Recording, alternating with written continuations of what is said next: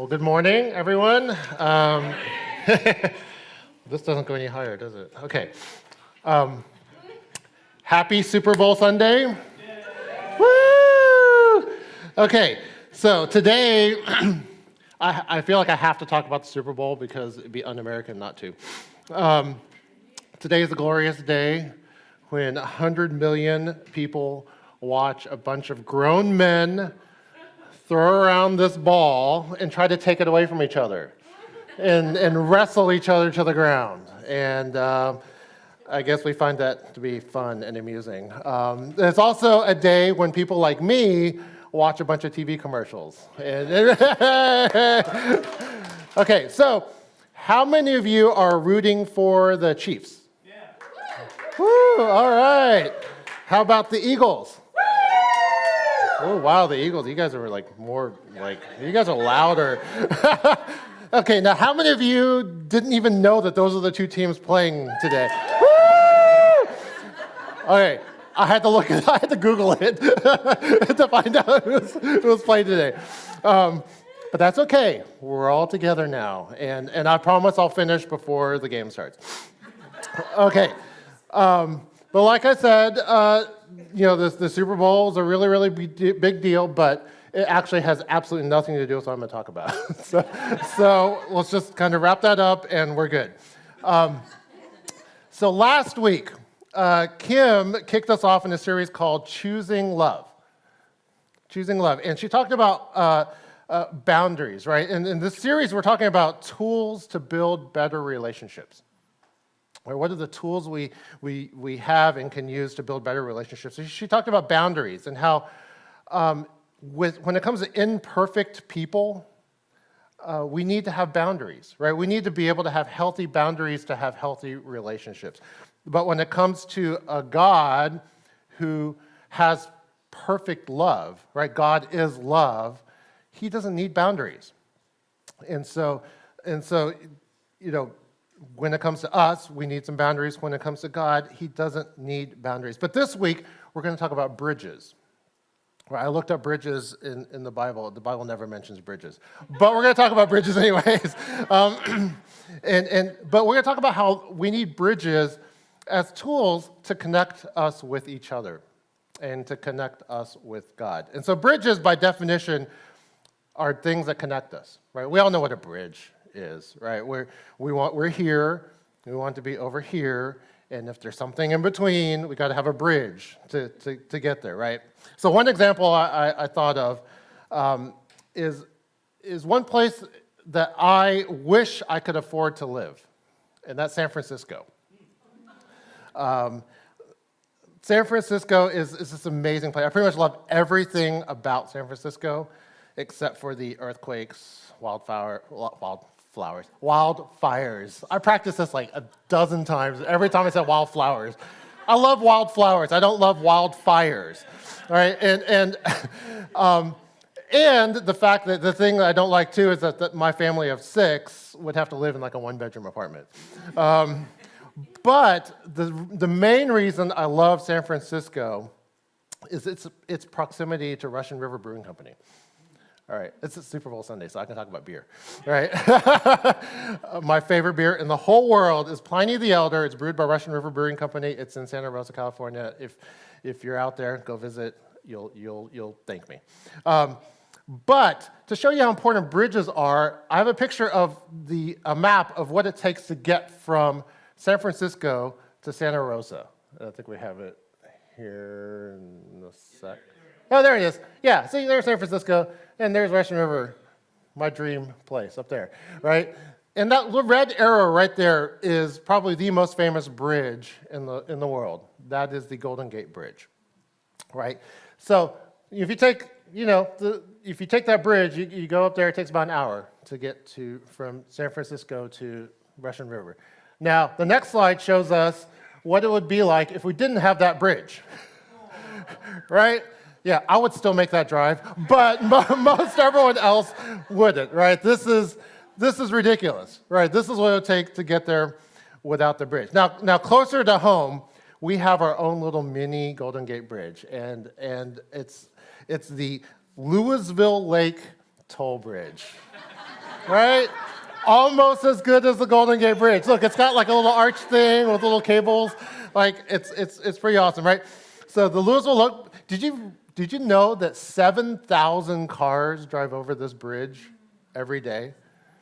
Like, yeah, I didn't realize that. I drive over because I need to go there to get to work. But we all know the main reason this bridge exists is for us little folks to avoid 380. Right? We don't have to go to 380 to get away. But you get the picture, right? So bridges, right? The purpose of a bridge is to connect us, to bridge a gap, right? We want to go from here to here. We want to get from here. This between us, me and you. There's a gap between us, and the bridge is to connect us. So whether it's Lake Louisville or the San Francisco Bay, it's a gap.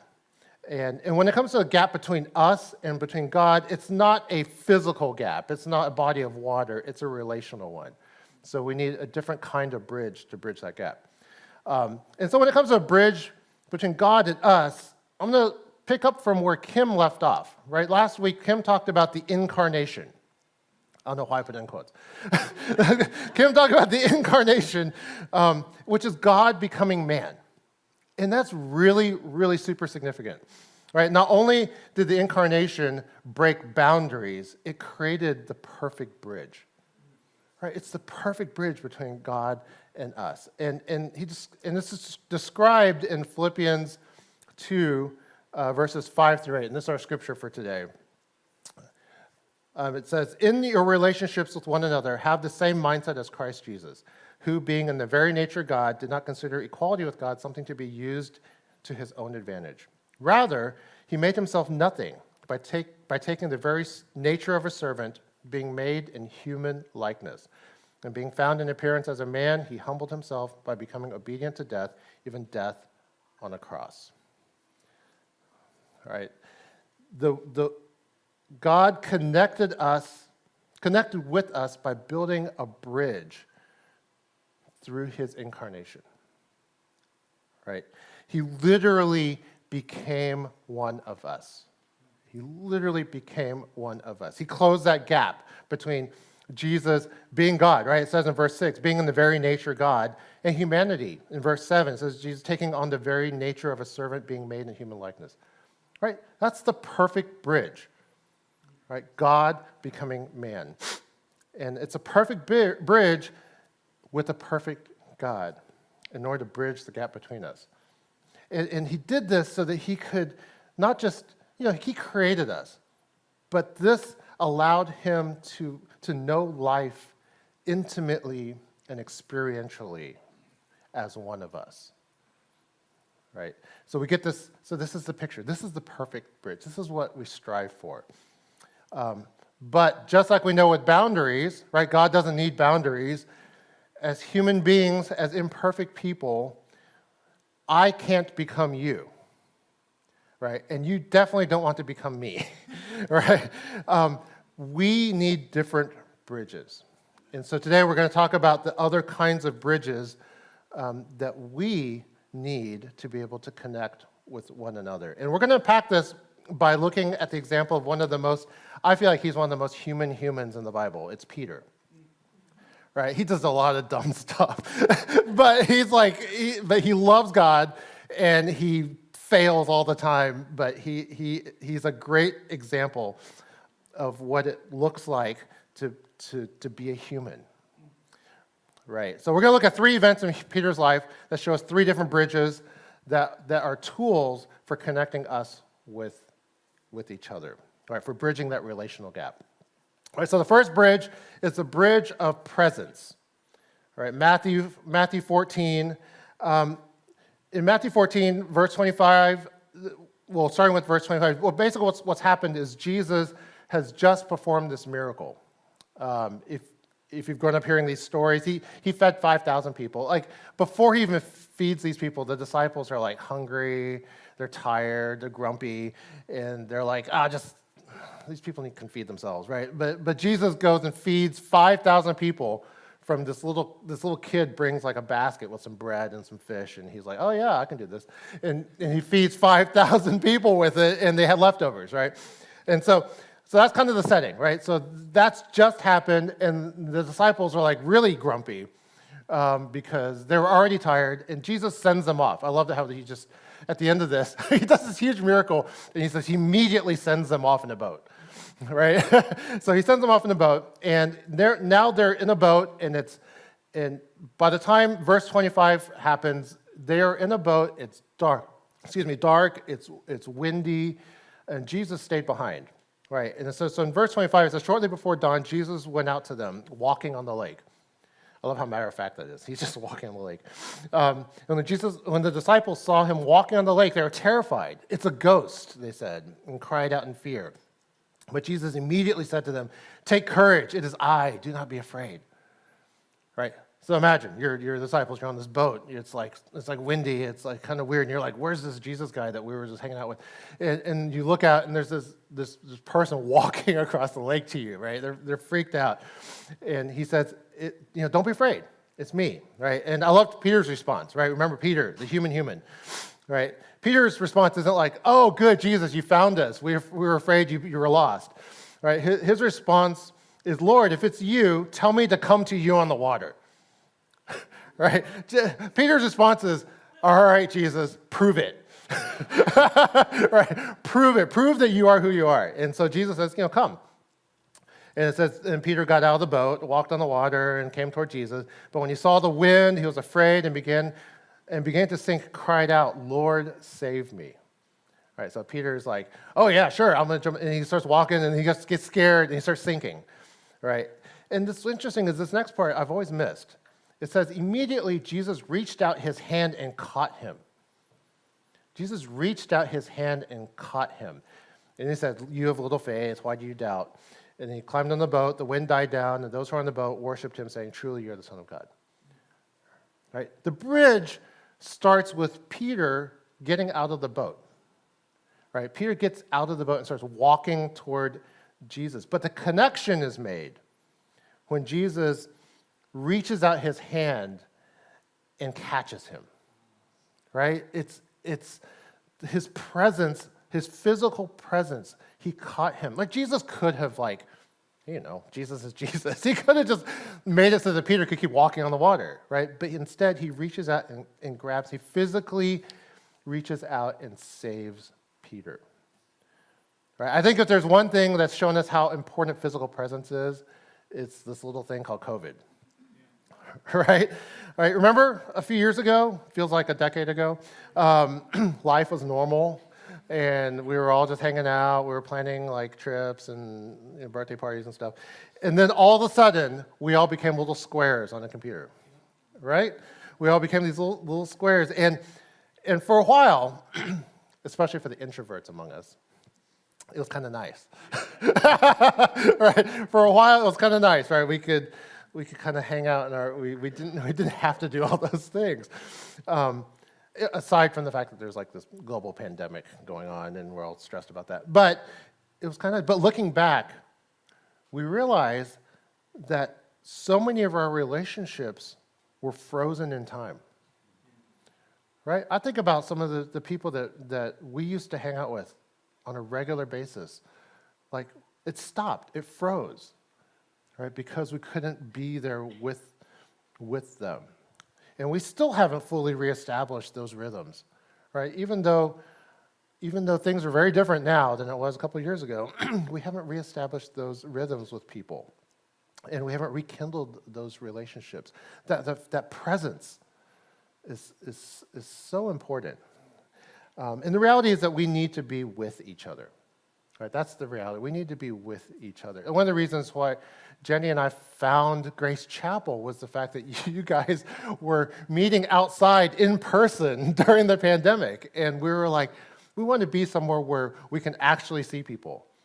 It was like 20 degrees outside when we first came, but we were with people. It's really important. So, Jesus could have, with the story with Peter, Jesus could have told Peter a story. Jesus told lots of stories, right? He could have told him this cute little story about, hey, imagine if I was walking on water, and then you were like, oh, I want to come see you, and you came out and you started sinking, and I saved you, right? Right? He could have told that little story, and and talk about faith and trusting him and all that stuff. But nothing compares to that physical experience that Peter had. Right? Peter had a very physical, tangible experience with Jesus, where Jesus reached out and caught him and saved him. Right? So that's the bridge of presence, physical presence with each other. And it takes work. Right? I think I'm saying this to myself as much as I'm saying it to anyone else. Like, this takes work. It takes making time to be with each other. It takes taking that initiative to reach out and reestablish those connections in those relationships. Okay, so that's the first one. The second bridge is the bridge of humility.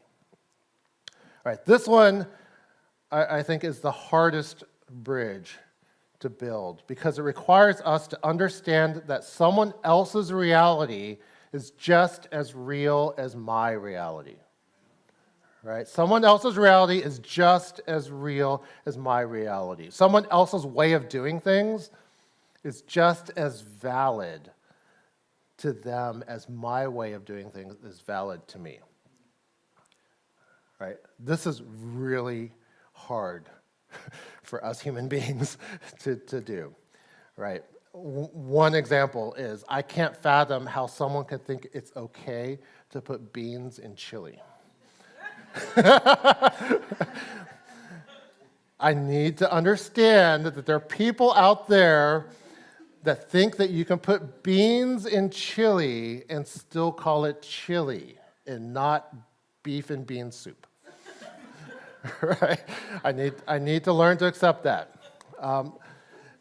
But keep in mind, I also think that like you don't call it barbecue unless it's brisket and bacon is its own food group. So I'm kind of off a little bit. But speaking of food, right? So Peter has an experience when it comes to food too, and it comes in Acts chapter 10. It says, starting with verse 9. About noon the following day, as they were on their journey approaching the city, Peter went up on the roof to pray. He became hungry and wanted something to eat, and while the meal was being prepared, he fell into a trance. Happens to me all the time. I'm so hungry, I fall into a trance. This next part doesn't happen to me. He saw heaven opened and something like a large sheet being let down to earth by its four corners. It contained all kinds of four-footed animals as well as reptiles and birds. And then the voice told him, "Get up, Peter, kill and eat." "Surely not, Lord," Peter replied. "I've never eaten anything impure or unclean." The voice spoke to him a second time. "Do not call anything impure that the Lord has made clean." Right? So for someone like me, at first glance, I'm thinking, what's the big deal? Why is Peter freaking out? Right? I'm the kind of person that will try I'll eat anything. Right? I love food. I will eat anything at least maybe once. But why was Peter freaking out? Well, Peter was freaking out not because of the food. He was freaking out because it was his idea of being right. Right? He had this idea of what the right way to live is. And he had good reason to think that he was right. I mean, he was raised in a culture where that was, instilled upon them from when they were babies. Right? These are the foods you can eat. These are the foods you can't eat. This is the way that you stay pure. But the question is, how often does our idea of right get in the way of building a bridge between ourselves and people who are not like us? Right? For Peter, it was about eating unclean foods, and that was a barrier between him and people who didn't think like him. And so, in the kind of climate that our world is in right now, or at least our country, I want to take a minute and get real and talk about the elephant in the room, or the donkey. I grew up in a family where, if we're really honest, Ronald Reagan was just a little bit below Jesus when it came to importance. And I hope my parents aren't watching this. But I grew up in that kind of family, right? So understandably, for a lot of my life, I grew up thinking that, and just bear with me here, I grew up thinking that there's no way you can be a Democrat and follow Jesus. Okay? I sincerely believe that. Okay, since then, I've become the black sheep in my family. You can kind of connect the dots here. But I realize that I'm tempted to think the opposite now. I don't, but I'm tempted to think the opposite, that you can't be a Republican and follow Jesus. Right? And the reality is both of those are wrong. Both of those are completely wrong. But we're stuck in that because of what we think is right. Right? We're stuck in that, and we're not doing the work to build those bridges. This is why we need a bridge. It's not my job to change people's minds. It's not my job to change your mind, but it's my job to try to get to know you, right? And try to understand where you're coming from, and most importantly, to have the humility to see that both of us are imperfect people who are loved by God, right? That's what it comes down to. And sometimes that means setting that stuff aside.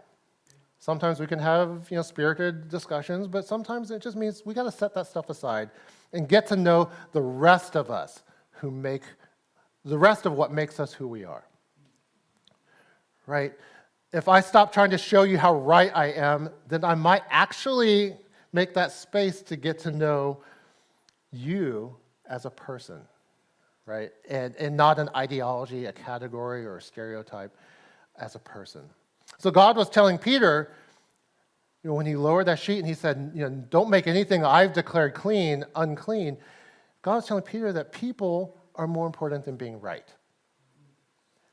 Right? People are more important than being right. Peter had every reason to believe he was right. But God was telling him, you are missing out on the relationships that I want for you. You're missing out on those relationships.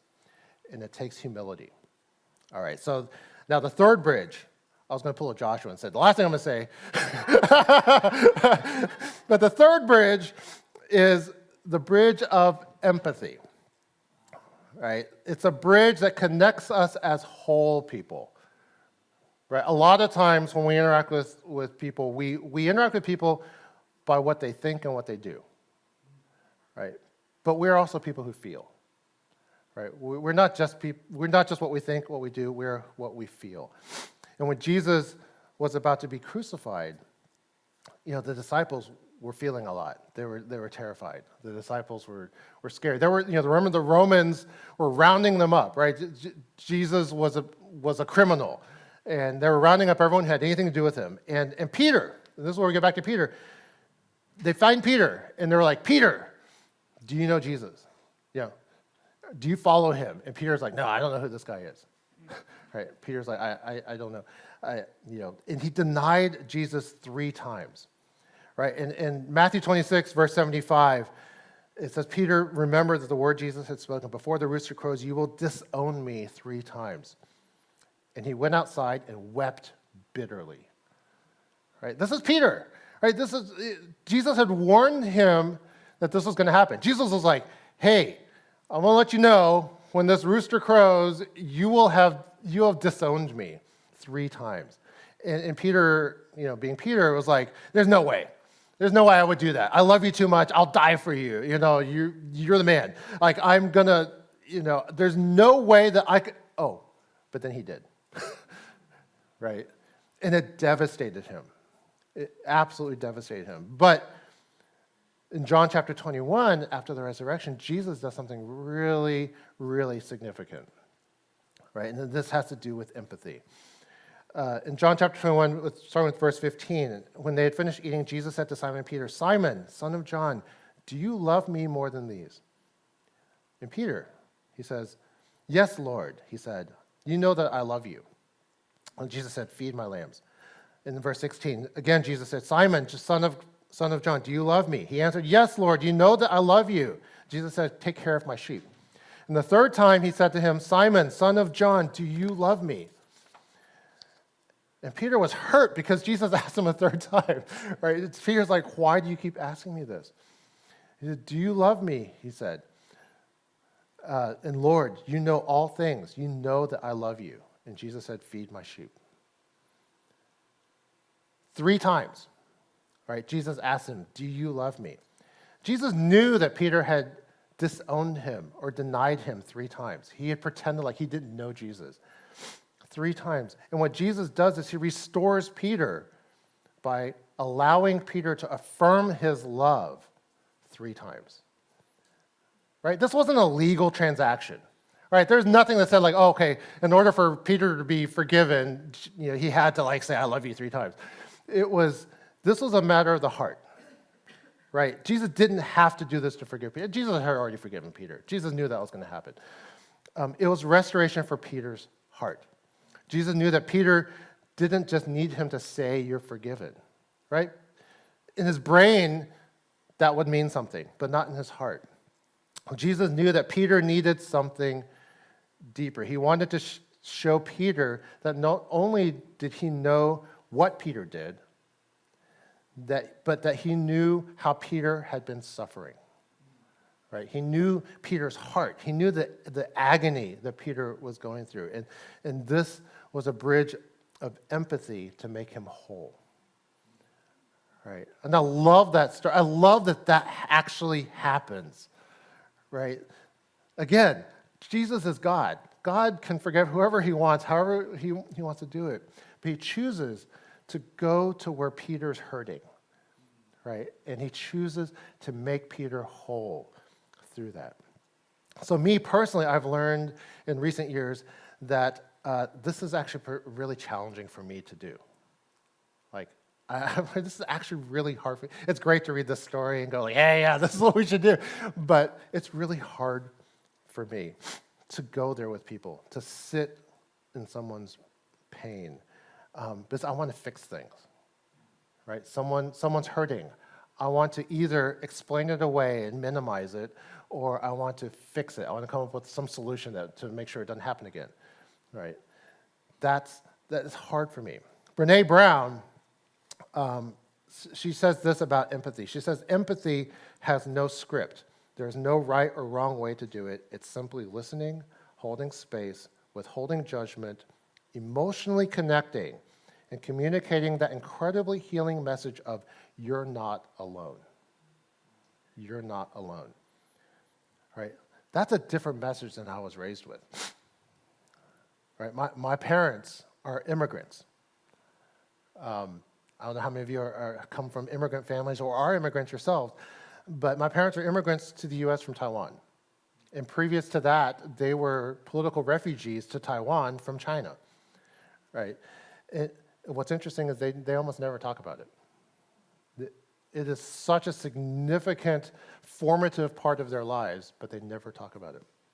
The number one rule for many immigrant families is to lay low and don't make a fuss. Right? Lay low, don't make a fuss. We're lucky to be here. Looking back, so much energy was put into making sure we looked like everything was okay. Right? In the dynamics. I actually don't being upset or sad as a kid. I don't remember what that feels like. I'm sure it happened because I do remember my mom telling me, don't cry. It's okay. Over and over again, don't cry. It's okay. It's okay. It's okay. Basically, look okay. Right? It's almost like being sad is a threat to safety. Right? It's a threat to safety because we need to be okay. And as an adult with a wife and kids, I find myself thinking that way too often. Right? If I just let myself, I want things to just be okay. Right? I'd rather things be okay than to go there where there's pain, to go there where it's uncomfortable. Right? None of us really know how to do any of this, but I'd rather just, hey, if you say you're okay, then you're okay, right? And I'm good with that. It's safer to pretend that everything's okay. But instead of pretending that everything's okay, I think God calls us to build bridges of empathy, right? Build bridges. By practicing being willing to sit with someone else's pain. And being willing to sit with someone else's pain when we have no idea what to do, right? This is my problem, right? I think I want to be willing to sit with someone else's pain, but I also want to know what to do or how to do it. But we don't need to know how to do it. We need to be able to go there first. right? To sit with someone else's pain. And as Brene Brown describes it, to hold space. To hold space.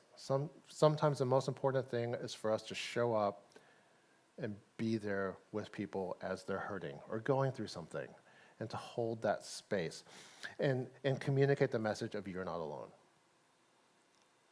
Right? I think that's something that we can practice with each other, and that's something that the church can do with the world. Right? To hold that space with the world around us.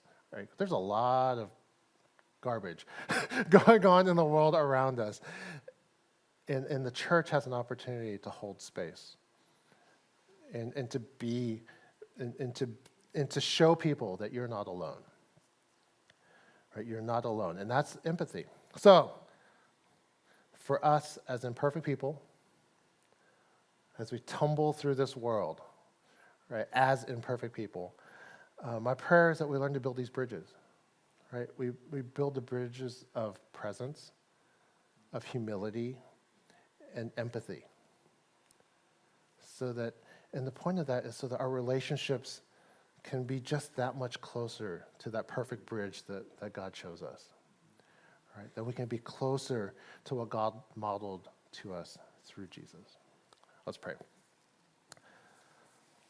Lord, I thank you for never giving up on us, and I thank you for having created that perfect bridge. You know what it's like to hurt. You know what it's like to be hungry. You know what it's like to not know what to do.